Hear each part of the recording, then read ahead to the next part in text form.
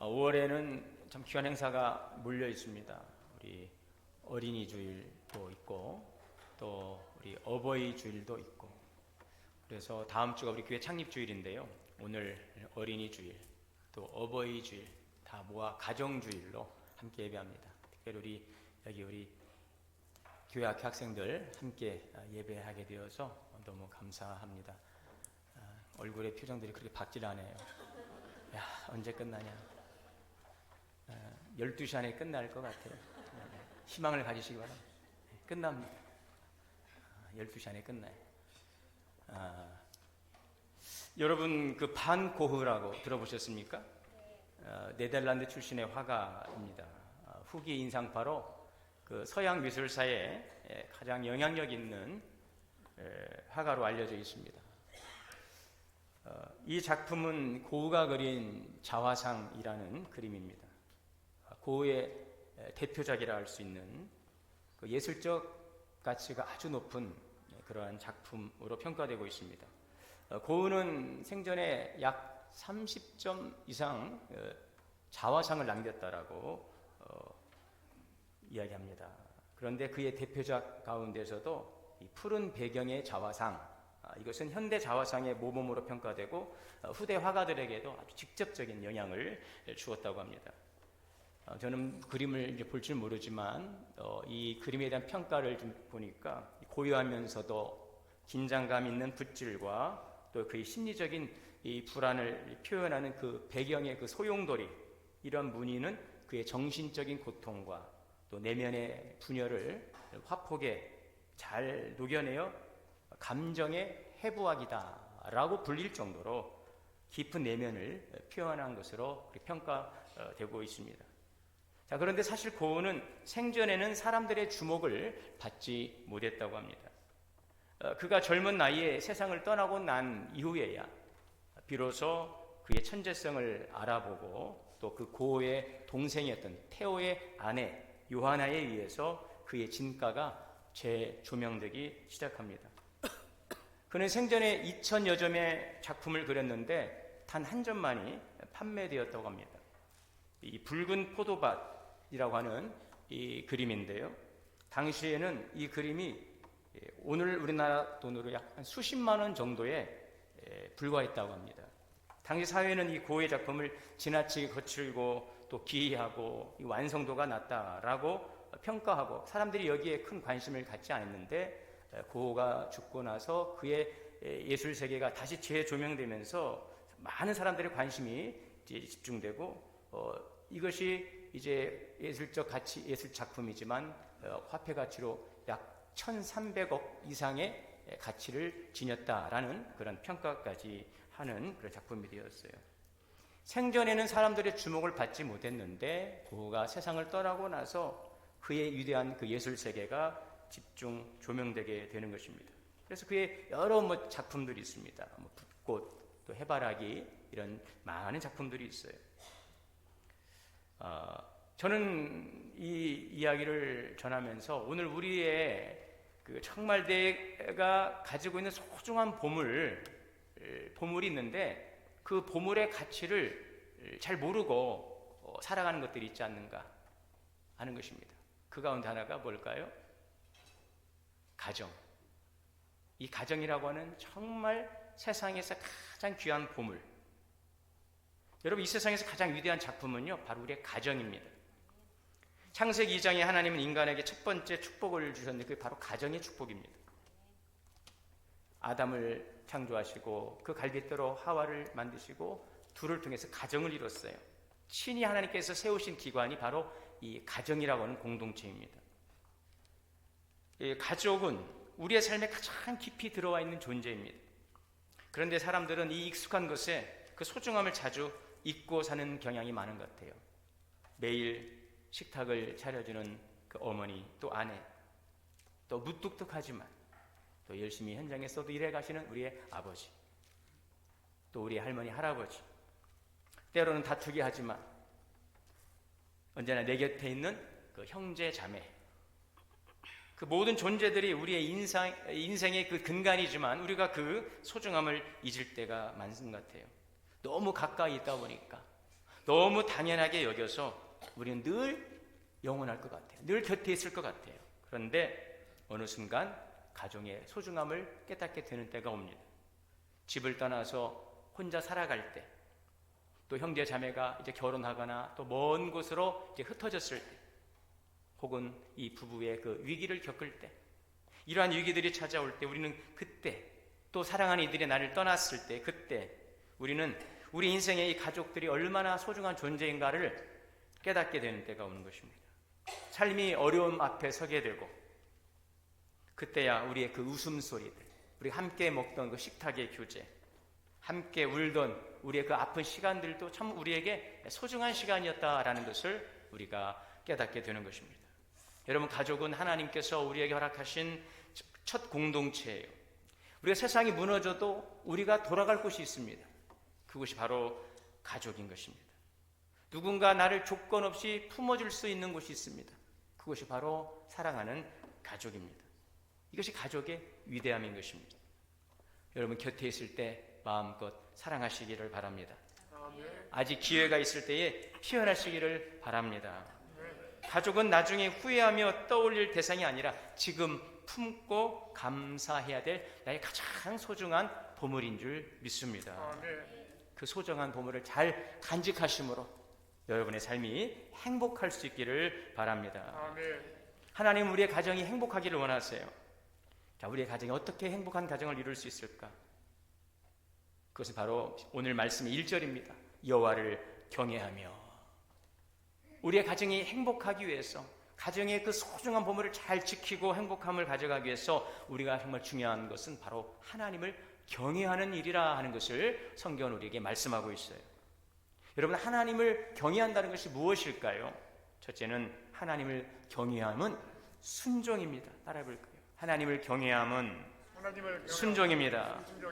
우리 학생들 따라서 오늘 그래야 집에 가고 싶은 생각이 안 들 거예요. 자, 우리 오늘 1절의 말씀을 같이 한번 한 목소리 읽겠습니다. 시작. 여호와를 경외하며 그의 길을 걷는 자마다 복이 있도다. 아멘. 여기서 경외하다라고 하는 이 단어는 히브리어로 야레입니다. 하나님의 거룩하심과 위엄을 인식하고 그분 앞에서 겸손히 우리 자신을 낮추는 것입니다. 그리고 하나님의 말씀에 순종하는 것, 이것이 바로 하나님을 경외함입니다. 하나님을 경외하는 자는 복이 있도다. 우리가 하나님을 경외함으로 순종한 대표적인 인물을 성경에서 찾아보자면 여러분, 노아를 생각하게 됩니다. 노아는 하나님의 경고하심을 받고 방주를 예비했습니다. 세상 사람들의 죄악이 세상의 가득함과 그들의 악함을 보시고 하나님께서 세상을 물로 심판하실 것을 계획하셨습니다. 그리고 하나님은 노아에게 큰 배를 만들어 하나님의 심판과 구원을 행하시고자 하십니다. 노아는 하나님을 경외하였어요. 그래서 하나님의 경고하심을 잘 청종했습니다. 그래서 하나님의 말씀에 순종해서 방주를 짓습니다. 높은 산에 배를 지었어요. 그래서 그 집이 구원을 받습니다. 그래서 성경은 말씀합니다. 믿음으로 노아는 아직 보지 못하는 일에 경고하심을 받아 하나님을 경외함으로 방주를 예비하여 그 집을 구원하였다. 하나님을 경외한다는 것은 우리가 듣고 있는 하나님의 말씀을 잘 깊이 귀담아 듣고 그 말씀을 따라 살아가는 것입니다. 이것이 바로 하나님을 경외하는 자입니다. 또 한 사람이 바로 아브라함입니다. 아브라함은 하나님을 경외함으로 하나님께 아들 이삭을 바치라는 그 말씀 앞에 순종합니다. 하나님은 아브라함에게 75세의 자녀를 주시겠다라고 약속하시고 25년이 지나서 100세의 나이에 약속한 자녀를 주셨는데 그가 바로 이삭입니다. 이삭이 장성하여 청년이 되었을 때 하나님은 아브라함의 믿음을 시험하시려고 아들 이삭을 번제물로 드리라. 그래서 이삭은 하나님의 말씀에 순종하여 아들을 저 번제단 위에 올리고 아들 이삭을 제물로 드립니다. 아브라함은 하나님의 명령에 순종하여 그 말씀대로 시행합니다. 그때 하나님은 아브라함의 믿음을 인정하시며 이렇게 말씀하십니다. 창세기 22장 12절의 말씀에 내가 내 아들 내 독자라도 내게 아끼지 아니하였으니 내가 이제야 내 하나님을 경외하는 줄을 아노라. 하나님의 말씀 앞에 순종하는 그 아브라함의 믿음을 통해 하나님께서는 아브라함이 하나님을 경외하는 줄을 알았다라고 말씀하고 있어요. 우리는 그러므로 노아나 아브라함을 통해 이 순종, 하나님의 말씀 앞에 순종하는 것이 얼마나 엄청난 축복을 가져오는지를 볼 수 있어요. 하나님의 말씀에 순종한 노아는 구원받습니다. 하나님의 말씀에 순종한 아브라함은 축복을 받았어요. 순종은 구원과 축복을 이루는 길인 것입니다. 그러므로 에레미야 11장 7절의 말씀 우리 같이 한 목소리 읽겠습니다. 시작.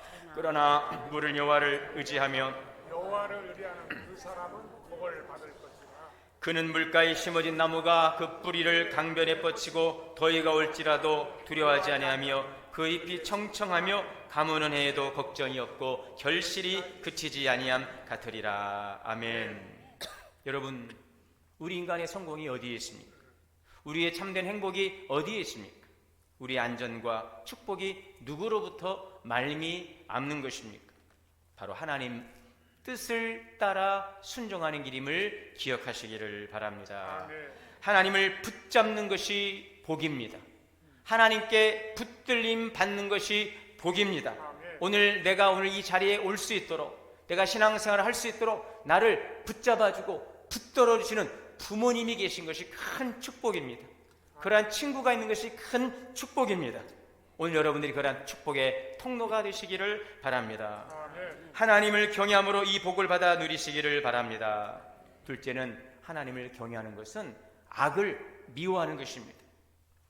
잠언 8장 13절입니다. 여호와를 경외하는 것은 악을 미워하는 것이라. 하나님은 선하신 분이시기 때문에 악한 것을 싫어하십니다. 악한 것을 미워하십니다. 잠언 6장에 보면 하나님께서 미워하시는 것, 하나님께서 싫어하시는 것, 옌 7가지가 있다라고 말씀하고 있어요. 잠언 6장 16절입니다. 여호와께서 미워하시는 것은 곧 그의 마음에 싫어하는 것이 옌 7가지니 교만한 눈과 거짓된 혀와 무지한 자의 피를 흘리는 손과 악한 괴교를 꾀하는 마음과 빨리 악으로 달려가는 발과 거짓을 말하는 망령된 증언과 형제 사이를 이간하는 자이니라. 이러한 것들은 악의 도구입니다. 이러한 것들은 사단의 도구입니다. 이러한 것들이 우리의 신앙의 성장을 가로막고 하나님의 받을 은혜를 다 쏟아버리게 하는 것입니다.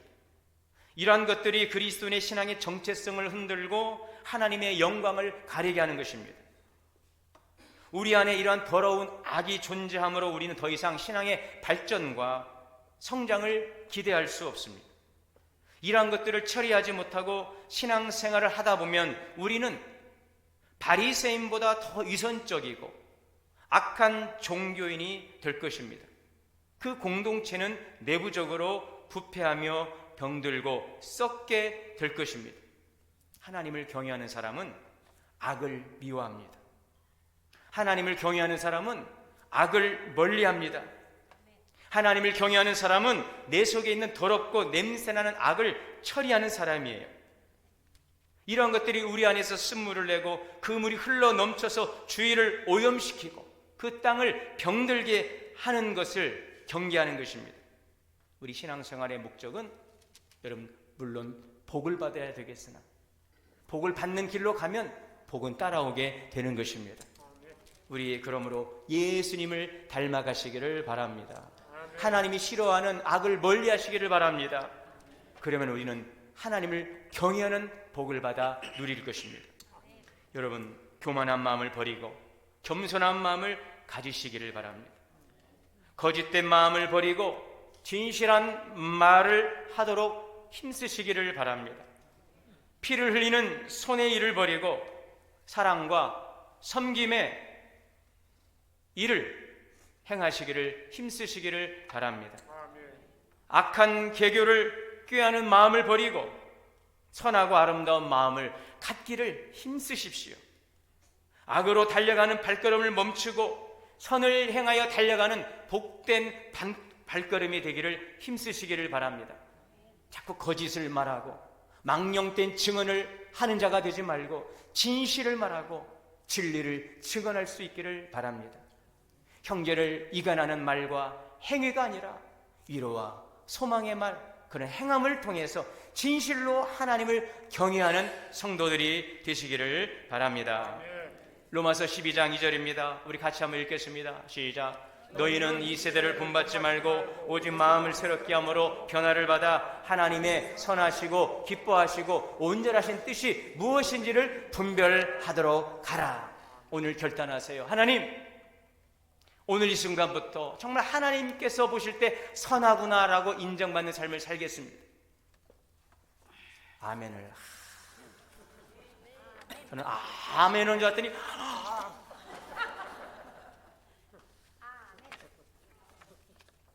오늘 이 순간부터 하나님 선하게 살겠습니다. 하나님 기뻐하는 일을 행하겠습니다. 여러분, 효도가 무엇입니까? 효도는요, 하나님의 말씀대로 살면 부모에게 효도하는 일이에요. 믿습니까? 효도를 따로 하지 않습니다. 여러분, 기독교가 얼마나 효의 종교입니까? 내 부모를 공경하라. 내가 그리하면 이 땅에서 형통하고 장수하고 잘 되리라. 하나님 말씀대로만 살면 우리는 부모님께 효도하게 되어 있어요. 부모님이 원하는 게 뭘까요? 하나님 말씀대로 사는 거예요. 선하게 사는 것, 잘 뜻을 분별하고 하나님 기뻐하는 일들을 행하는 일들인 것입니다. 여러분, 하나님이 기뻐하는 삶을 살아가십시오. 그래서 부모에게 효도하시기를 축복합니다. 마지막 세 번째는 하나님만을 내 인생의 왕으로 온전히 섬기는 것, 이것이 바로 하나님을 경외하는 것입니다. 여호수아 24장 14절에 그러므로 이제는 여호와를 경외하며 성실과 진정으로 그를 섬길 것이라. 여러분의 가정은 누가 왕입니까? 아버지입니까? 답이 너무 일찍 나와서. 어머니입니까? 자식이 왕입니까? 돈입니까? 성공입니까? 나왔습니다. 우리의 가정에 누가 왕이 되어야 될까요? 하나님이 여러분 인생의 왕이 되시기를 바랍니다. 하나님을 경외하는 자는요, 하나님만을 왕으로 섬기는 거예요. 교회에서도 누가 왕입니까? 목사님이십니까? 장로님이십니까? 오래 교회 다니신 성도님이십니까? 아니에요. 예수 그리스도가 교회의 머리이십니다. 주님이 왕이십니다. 하나님이 왕이십니다. 여러분, 사사시대의 특징이 무엇입니까? 사사시대의 특징은 왕이 없으므로 자기 소견대로 옳은 대로 행하였더라. 그때 이 사사시대에는 이스라엘의 왕이 없으므로, 왕이 없다는 것은 하나님을 왕으로 섬기지 않았다는 거예요. 사람마다 자기들이 왕이 되어서 자기 소견대로 옳은 대로 행하던 이 영적 암흑기가 사사시대였어요. 어떻게 되었습니까? 우상을 숭배하고 도덕적으로 타락하고 사회적으로 혼란했던 이 영적 암흑기가 이 사사시대였어요. 왕이 없어요. 자기들이 왕 노릇하고 하나님을 왕으로 인정하지 않던 이 시대였던 것입니다. 결국은 그 시대는 타락할 수밖에 없어요. 하나님의 심판을 받습니다. 여러분, 우리가 잘 알고 있는 이스라엘의 성군 하면은 누구를 떠올립니까? 이스라엘의 왕, 통일 이스라엘을 이끌었던 왕이 누구입니까? 주여. 너무너무 우리 교회 교인들은 겸손하셔서, 여러분, 누가 이스라엘의 통일 왕으로서 사랑과 존경을 받았습니까? 다윗입니다. 다윗은 참으로 이스라엘의 존경받는 왕이었습니다. 그러나 그는 왕이었음에도 불구하고 더 높은 왕을 섬겼습니다. 그는 왕이었으나 하나님 앞에 엎드리고 하나님을 왕으로 섬겼어요. 이 고백을 보세요. 시편 23편 1절에 여호와는 나의 목자시니 내게 부족함이 없으리로다. 우리 다 함께 고백하겠습니다. 여호와는 나의 목자시니 내게 부족함이 없으리로다. 따라합시다. 하나님은 나의 왕이시니 내게 부족함이 없으리로다. 아멘. 이 고백인 것입니다. 하나님께서 우리 인생의 목자가 되어주시고 우리의 왕이 되시면 우리는 부족한 것이 없는 것입니다. 그래서 다윗은 왕이었으나 하나님을 향하여 왕이 주의 힘을 인하여 즐거워하나이다. 여러분, 하나님을 경외하는 자는 두 가지의 복을 오늘 약속하고 계십니다. 먼저 형통의 복입니다. 오늘 2절의 말씀입니다. 같이 읽겠습니다. 내가 내 손이 수관대로 먹을 것이라. 내가 복되고 형통하리로다. 아멘. 이 복을 받아 누리게 되시기를 바랍니다. 두 번째는 평강의 복입니다. 시편 128편 6절의 말씀 다 같이요. 내 자식의 자식을 볼지어다. 이스라엘에 평강이 있을지로다. 아멘. 행복한 가정, 그 비결은 여호와를 경외함에 있습니다. 하나님을 경외함으로 이 형통의 복과 평강의 복을 누리고 우리에게 이제 가장 소중한 이 가정이라고 하는 보물을 잘 지켜가는 우리의 모든 가정 되시기를 주님의 이름으로 축원합니다. 사랑과 은혜 하나님, 오늘도 우리의 가정 참으로 소중한 보물을 귀하게 여기고 사랑하며 살게 하옵소서. 이 행복이 잘 진행되고 유지될 수 있도록 주님 우리 가정을 축복하여 주옵소서. 여호와를 경외함으로 이 복을 받아 누리게 하여 주옵소서. 예수님의 이름으로 기도하옵나이다.